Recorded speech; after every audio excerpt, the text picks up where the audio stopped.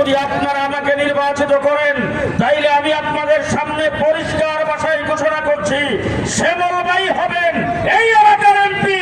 তিনি যেভাবে বলবেন সেইভাবেই এলাকা চলবে। শেষ কথা আপনাদের সামনে বলতে চাই, আজকে আপনাদের কাছে এসেছি কিছু নেওয়ার জন্য। কি নেওয়ার জন্য? আসতে কয়েন। কি নেওয়ার জন্য?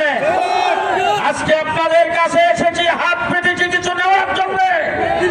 12 তারিখের পরে আসবো আপনাদেরকে দেওয়ার জন্য। দেখবো আপনাদের কি লাগে। ইনশাল্লাহ আমি আর শ্যামল ভাই দুইজনে মিলে আপনাদের ভাগ্যের উন্নয়ন করবো ইনশাল্লাহ। আপনাদের এই অঞ্চল আপনারা অনেক লড়াই করেছেন, কিন্তু মধ্যখান দিয়ে শ্যামল ভাই হয়েছে গুন্ডা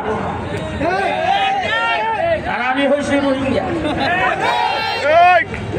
আর বিএনপি হয়েছে মুনাফেক। মনে আছে তো